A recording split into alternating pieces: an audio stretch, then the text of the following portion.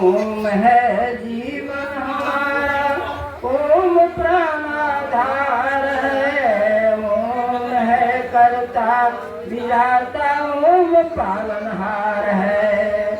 ओम सबका पूज्य है, हम ओम का पूजन करें। ओम के ही ध्यान से हम शुद्ध अपना मन करें। ओम है जीवन हमारा, ओम है दुख का विनाशक, ओम सुख का पुंज है। ओम है करुणा के सागर, ओम शांति कुंज है। ओम है जीवन हमारा, ओम के जप से हमारा ज्ञान बढ़ता जाएगा। ओम के जप से हमारा ज्ञान बढ़ता जाएगा। अंत में यह ओम हमको मुक्ति में पहुँचाएगा। अंत में यह ओम हमको मुक्ति में पहुँचाएगा।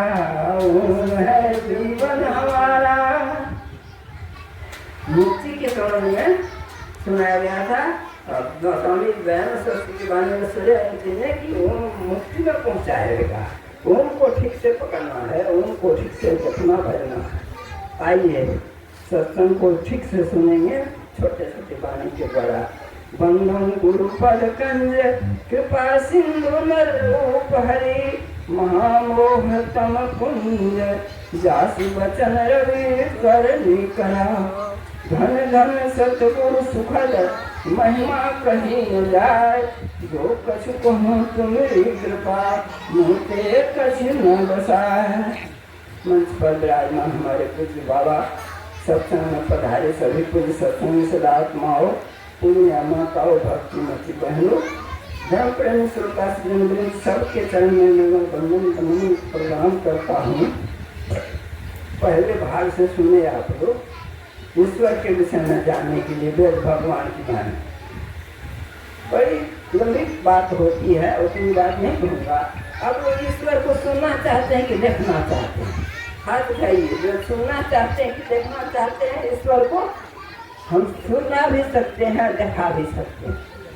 देखिए, देखा भी सकते हैं, सुना भी सकते हैं। देखिएगा कि सुनिएगा? अच्छा देखिए, सब आदमी शांत हो जाइए, कहिए तो ईश्वर ईश्वर ईश्वर। ये स्वर जो आ रहा है, जो आपके अंदर स्वर आ रहा है, ये कहाँ से आ रहा है? किधर से आ रहा है? स्वर बोलते हैं ना आप। भात ले आओ, रोटी लाओ, बोलते हैं, ये स्वर निकल रहा है। ये स्वर कहाँ से आता है? यही स्वर है, ईश्वर। ईश्वर ही जो निकल रहा है आपके अंदर से, ईश्वर है। देखिए, ईश्वर जो आपके अंदर से बाहर निकल रहा है ना, ईश्वर ध्वनि गूंज आवाज, ईश्वर है। और यही समूचा संसार में सृष्टि में फैला हुआ है। ये ईश्वर सृष्टि में फैला हुआ है। हमारे यहाँ जगत गुरु शंकराचार्य महाराज हुए, उनकी 3 थ्योरी थी, सिद्धांत था। ब्रह्म सत्यम जगन मिथ्या। ब्रह्म परमात्मा ईश्वर एक वाणी है। ठीक से पूछिएगा, भटकिए नहीं। ब्रह्म कहे, ईश्वर के, परमात्मा के, ये के बात कहा कहने लगा हो जाता है। लोग आप सुनिएगा, कभी ब्रह्म कभी ईश्वर कभी परमात्मा, जो भक्षक में हो जाएगा। लेकिन बात याद करिए के है, ब्रह्म सत्यम जगन मिथ्या।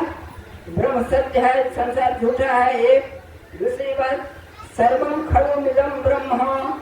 सब कुछ जो आपके नजर के सामने देख रहे हैं, स्थावर जंगम चराचर, ये सब ब्रह्म है। सर्वम खलुमिदं ब्रह्म। तीसरी बात उन्होंने कहा, तीसरी बात भी है, एक जो क्या है, ब्रह्म सत्य मिथ्या सर्वम खलुमिदं। हाँ, तो ये 3 बात थ्योरी उन्होंने बताया। कहा लोग आदमी इसको काटिएगा ना, वो बहस कीजिए हमसे, ससरस कीजिए, और नहीं काटते हैं तो मेरा चेला बनिए, कमंडल उठा लीजिए, कमंडल उठा लीजिए मेरा। दक्षिण भारत के थे, केरल के, वहाँ से चले यही कह करके 3 सिद्धांत लेकर के। रास्ते में बीच मध्य में अरविंद भट्ट मिल गया। अरविंद भट्ट बहुत बड़ा ज्ञानी था, विद्वान था, बहुत बड़ा। उससे कहा यही बात कि हम 3 सिद्धांत कहते हैं, ये जगत झूठा है, ब्रह्म सत्य है, सब कुछ ब्रह्म है, और एक तो भूल जाते हैं 3 बात। तो यह 3 बात को आप काटते हैं तो शास्त्रार्थ कीजिए हमसे, और नहीं काटते हैं तो मेरा कमंड उठा लीजिए, चला बन जाइए। तो अभी बंद करता है कि महाराज जाइए, हम आपसे एक बात कहते हैं, 10 उत्तर में चले जाइए, सहरसा में इसी जगह है ना, मैं इसी सहरसा में, वहाँ मेरा एक शिष्य है, उसका नाम है मंडल मिश्र। उससे आप कहिएगा, वो हार जाएगा, हम आपका कमंडल उठा लेंगे। वो हार जाएगा तो हम कमंडल उठा, हारेगा वो कमंडल उठा देंगे हम। देखिए यही बात, ये 3 बात है। सत्य बात यही है कि ईश्वर सत्य है, ब्रह्म सत्य है, यही बात साबित होता है। आइए हम लोग ब्रह्म के संबंध में बराबर सुनते रहते हैं। मुक्ति को अपने सत्य में भी पाठ किया गया, 4 तरह की मुक्ति के विषय में सुनाया गया। बाबा फरिया के कहेंगे, हमको समय नहीं है, हम एक ही बात करना चाहते हैं।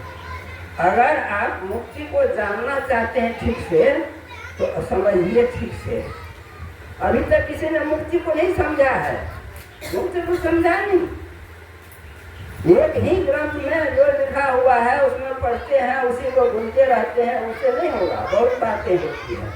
मुक्ति का असली अर्थ है, मुक्ति का असली अर्थ सुनिए सब, मुक्ति का असली अर्थ है वो परम आनंद की धारा, वो परम आनंद की धारा जो हमारे अंतर में तरसती है, बरसती है, निकलती रहती है,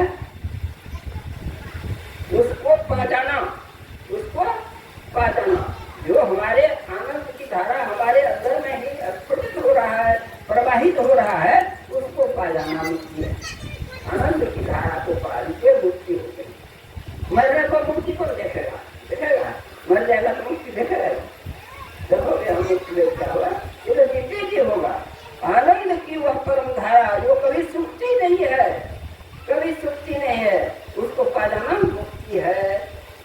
ज्ञान का वह स्वरूप, ज्ञान का वह स्वरूप जो कभी विकृत नहीं होता, जिसमें कभी दुर्गुण नहीं आता, दुर्गुण नहीं आता, बड़े बड़े गुण दुर्गुण करते हैं ना, विज्ञान का वह स्वरूप जिसमें कभी विकृति नहीं होती, दुर्गुण नहीं आता, उसको पा जाना, यही मुक्ति है। इसलिए कहा ज्ञानान मुक्ति, ज्ञान पा गए मुक्ति हो गई। ज्ञानान मुक्ति मकसद है, ज्ञान पा गए मुक्ति हो गई। ज्ञान नहीं है तो मुक्ति नहीं है, दुख भोग रहे हैं। मुक्ति का मतलब दुख से छूटा, मुक्ति का मतलब जन्म मरना जो दुख है इससे छूटा, सदा के लिए छूट जाना। यह नहीं कि शरीर छूट गया तो मुक्ति हो गई, वो ऐसा ही मानते हैं वो नहीं। आइए स्वामी महर्षि दयानंद सरस्वती की वाणी को तो मैंने सुना दिया, इसमें निचोड़ कहा, क्या निचोड़ है कि ईश्वर एक, ईश्वर परमात्मा एक ईश्वर है, सब कहते हैं एक ही ईश्वर है, एक ईश्वर की उपासना सबको करनी चाहिए। ये मूर्ति पूजा के खंडन करते हैं, महर्षि दयानंद मूर्ति पूजा के खंडन करते हैं, कर्मकांड के खंडन करते हैं, बिल्कुल, लेकिन ईश्वर की उपासना को मानते हैं, ईश्वर की उपासना करनी चाहिए। ईश्वर जो सबके घट में विराजमान है, जिसका कहीं अभाव नहीं है, अभाव है ईश्वर का, कहीं अभाव नहीं है, सर्व सर्वत्र हम ईश्वर में बैठे हुए हैं। ईश्वर हमारे ऊपर है, नीचे में है, आगे में है, पीछे में है, बाएं है, दाएं है, चारों तरफ ईश्वर है, ईश्वर का अभाव नहीं है। यह तो इसकी उपासना करनी चाहिए, बस ईश्वर को समझ लीजिए और उसकी उपासना। उपासना क्या है?